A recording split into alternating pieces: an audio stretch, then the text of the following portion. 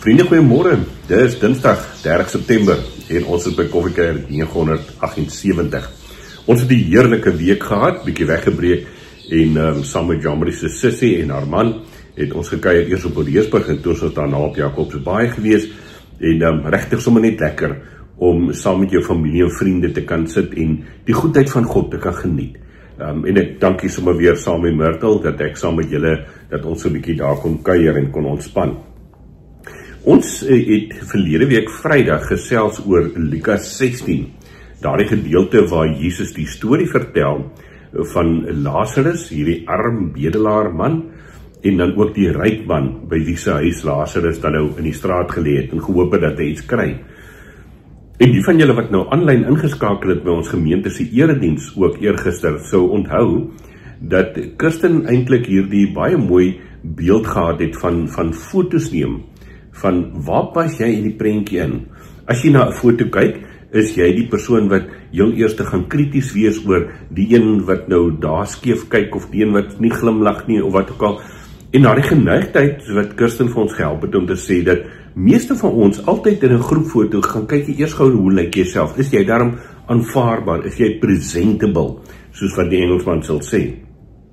En as mens dan nou daardie metafoor van 'n fotobeeld, 'n prent voor jou hou met hierdie gedeelte van Lukas 16 van vers 19 tot 31, dan besef ons, soos wat Kirsten gesê het, vriende, dat die Here Jesus eintlik 'n foto, 'n selfie, 'n portret voor ons kom ophang en sê, waar pas jy in hierdie prentjie in?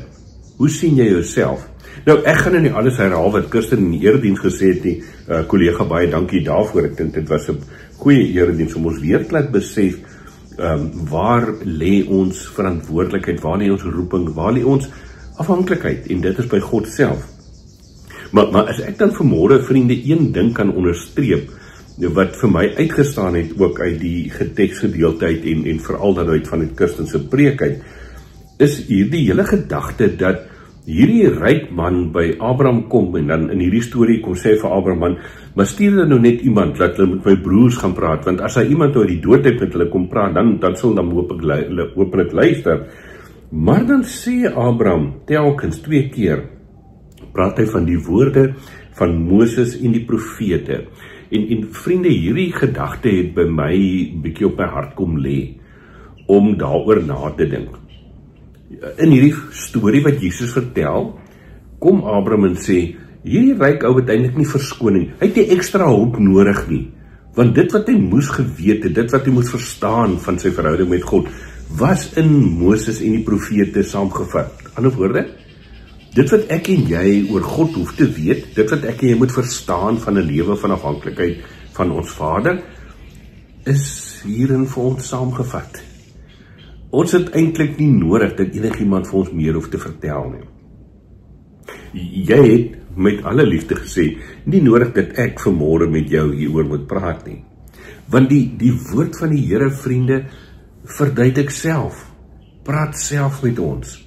Help ons om te verstaan, waar leef ons in afhanklikheid van God, 'n lewe voor God, 'n lewe soos wat God graag wil hê, dat sy kinders moet leef. En as ek en jy nou nadink oor die lewe, ja, dan is daar baie vrae waaroor 'n mens kan vra en goed waaroor jy kan wonder, en die lewe is ingewikkeld, dan is goed wat 'n mens natuurlik nie verstaan nie.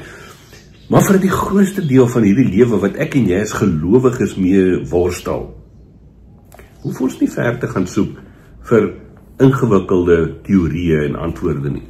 Ons kan maar net die woord van die Here oopmaak en dit lees. Op 'n manier wil ek vanmôre, dalk sê ek dit vir myself meer as wat ek dit vir jou sê, wil ek myself daarin herinner dat ons nie verskonings nodig het om te sê, ek het nie geweet nie, ek kon nie dit doen nie, sou iemand my maar kon help of kon waarsku nie. Ons het die woord van die Here. Al wat ons moet doen is om dit eenvoudig te lees en onder leiding van die Heilige Gees te oordink en toe te laat dat God deur sy woord met ons praat. Wat 'n wonderlike voorreg is dit nie, dat ek en jy dit kan doen nie. En as ons dit dan doen, dan natuurlik het dit die implikasie dat ons sê, ons lees nie maar net die woord, ons hoor nie maar net die woord, en dan raak dit nie ons lewens verder nie. Die woord verander ons, dit transformeer my en jou, om ook anders te begin dink oor die lewe. om anders te begin dink oor die mense wat ons lewenspad kruis, om in die storie wat Jesus hier vertel, ook die Lasarusse van die lewe raak te sien, en aan hulle lewens ook betekenis te gee. Vriende, ek wil jou uitnooi om vanmôre bietjie stil te raak en regtig na te dink daaroor, op watter manier hanteer ek en jy die woord van die Here? Is dit maar net 'n boek wat ons lees om ons gewete te stis, of om te dink, ek het daar my deel gedoen? Of gebruik ons die woord van die Here regtig as wat dit is, die woord van God, wat vir my en jou wil help om in ons lewe rigting te kry, om ons lewe 'n stuk kwaliteit lewe te gee, wat God vir ons wil hê? Mag ek en jy op 'n manier dan na die Bybels kyk en ons Bybels oopmaak en dit lees en daarin ontdek die wonder van 'n lewende verhouding met God, en dat dit ons sal motiveer, dit ons sal dra, dit ons sal transformeer om te lewe soos mense wat aan hom behoort. Mag ek en jy dan inderdaad ook kyk na die wêreld rondom ons, kyk na die prentjie waar ons inpas en raak sien dat God besig is om elkeen van ons op ons eie unieke plek, op ons eie unieke manier te gebruik om sy koninkryk al meer sigbaar te laat word. Kom ons bid saam. Here Jesus, U is ons verlosser. U is die een wat ons kom vrymaak het van onsself en van ons eie idees oor die lewe. En deur U Gees kom U en deur die woord kom U en U kom transformeer ons lewens, dat ons ook kan sien waar pas ons in die prentjie in wat U met ons mee besig is. Hoe wil U ons gebruik in hierdie lewe? En my gebed is dan daarom, Vader, dat U vir my sal help om vanuit U woord opnuut te ontdek waarmee U besig is en waarmee U wil hê ek moet besig wees. Dankie dat ons as ware hierdie spieelbeeld voor ons opgehang kan kry in hierdie verhaal, hierdie storie wat U vertel, Here Jesus in Lukas 16 vers 19 tot 31. En dat ons vir onsself kan sê, lees jy, oordink jy die woord, leef jy naby aan God, want dit is die enigste plek waar daar vir ons saligheid, genade en lewe moontlik is. Dankie dat ons dit mag bid en dat U ons sal begelei. Ons weet, Here Jesus, U is ons koning.